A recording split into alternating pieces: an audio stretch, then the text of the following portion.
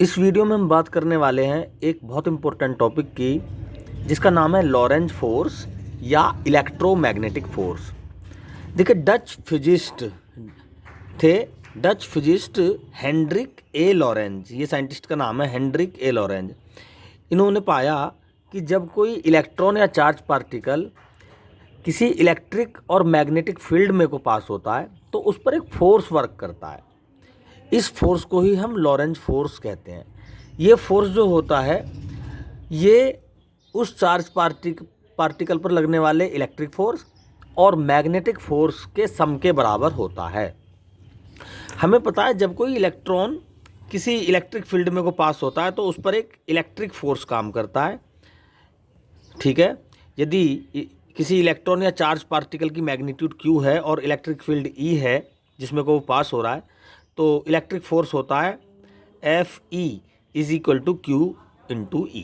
ठीक है, क्योंकि वो इलेक्ट्रिक फील्ड के साथ साथ वहाँ पर मैग्नेटिक फील्ड भी प्रेजेंट है, उसमें भी पास हो रहा है, तो उस पर एक मैग्नेटिक फोर्स भी काम करता है जिसकी वैल्यू होती है उसकी चार्ज पार्टिकल की मैग्नीट्यूड क्यू पर डिपेंड करती है और चार्ज पार्टिकल की वेलोसिटी पर डिपेंड करती है और उसके मैग्नेटिक फील्ड की मैग्नीट्यूड पर भी वो डिपेंड करती है।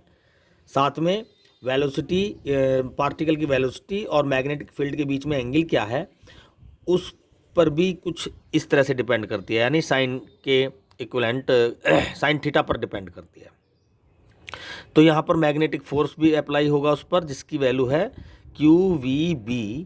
अगर थीटा यहाँ पर 90 डिग्री लें तो हम इसको लिख सकते हैं FM is equal to QVB।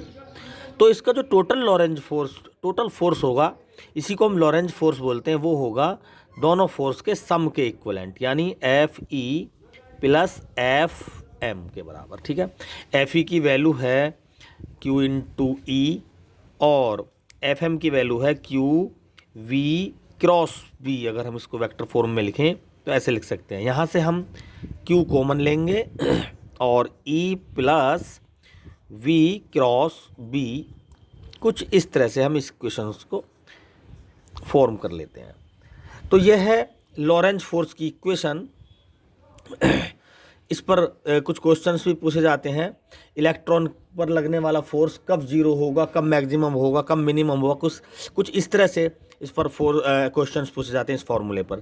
तो देखो, इस तरह से हम थोड़ा सा इसको वेक्टर की मदद से हम फोर्स की वैल्यू को हम डिसाइड कर सकते हैं। अगर किसी मीडियम में इलेक्ट्रिक फील्ड एक्स डायरेक्शन में है तो हम EI लिखेंगे इसको। ठीक है, यानी इलेक्ट्रिक फील्ड किस डायरेक्शन में है, I डायरेक्शन में, यानी एक्स डायरेक्शन के अलोंग यूनिट वेक्टर है। और वेलोसिटी क्या है चार्ज पार्टिकल की, J, यानी Y डायरेक्शन में। और मैग्नेटिक फील्ड है, हमने मान लिया K डायरेक्शन में, K का मतलब Z डायरेक्शन में। K I J K क्या है, तीनों डायरेक्शन में X Y Z के अलोंग यूनिट वेक्टर्स हैं। तो यहाँ से देखें ज़रा, J क्रॉस K क्या होगा, J क्रॉस K की वैल्यू जो होती है वो होती है I के बराबर, यानी पॉजिटिव I, यानी V क्रॉस B का जो रिजल्टेंट होगा वो I के इक्विवेलेंट, I की डायरेक्शन में होगा, पॉजिटिव X डायरेक्शन में।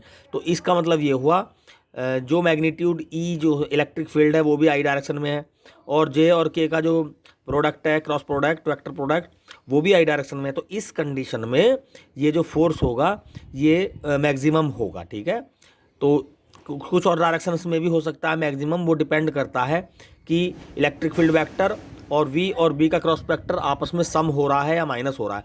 देखें ज़रा, अगर वेलोसिटी को हम K डायरेक्शन में कर दें और मैग्नेटिक फील्ड को J डायरेक्शन में कर दें तो ये उल्टा हो जाएगा। अब यहाँ पर K क्रॉस J हो गया ये, तो K क्रॉस J क्या होता है, माइनस I होगा यहाँ पर। तो माइनस का मतलब V क्रॉस B इस कंडीशन में नेगेटिव वैल्यू देंगे, यानी नेगेटिव मीन्स I के नेगेटिव देंगे जो I के पॉजिटिव के अपोजिट डायरेक्शन में होगा। तो इस कंडीशन में F की वैल्यू क्या होगी, F की वैल्यू होगी इस कंडीशन में मिनिमम, और जीरो भी हो सकती है अगर E वेक्टर का मैग्नीट्यूड और V क्रॉस B से जो निकल के आया वो मैग्नीट्यूड आपस में बराबर हो जाए, तो माइनस होने की वजह से वो F यहाँ पर क्या हो जाएगा, जीरो भी हो सकता है।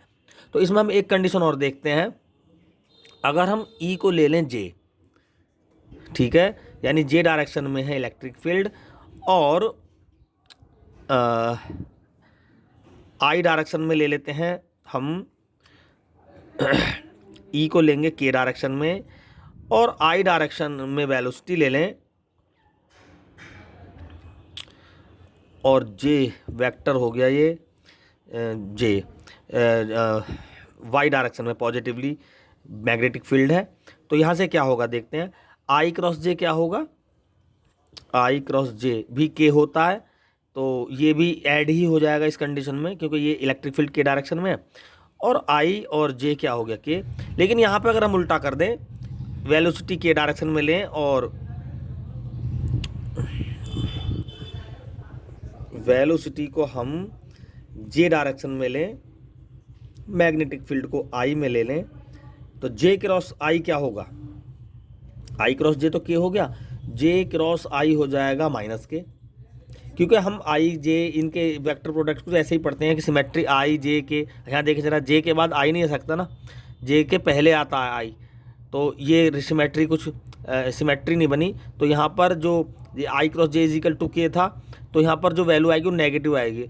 जैसे आई और जे दोनों यूनिट वेक्टर है, तीसरा वेक्टर के है, तो आंसर तो इसका के ही आना है, लेकिन अगर सिमेट्री में नहीं है तो वो नेगेटिव हो जाएगा। यहाँ पर देखें आई और जे का क्रॉस प्रोडक्ट हो रहा है, तो रिजल्ट तो के ही आना है, लेकिन आई जे के बाद फिर के ही आता है, तो यहाँ सिमेट्री बन रही है। तो इस तरह से हम यहाँ पर देखें वी जे क्रॉस आई, तो यहाँ पर क्या हो गया, जे और आई का रिजल्टेंट आ गया माइनस के। तो इस कंडीशन में जो इलेक्ट्रिक फोर्स और मैग्नेटिक फोर्स दोनों अपोजिट हो जाएंगे, और मैग्नीट्यूड बराबर होने की कंडीशन में यहाँ पर एफ क्या आ जाएगा, 0 आ जाएगा।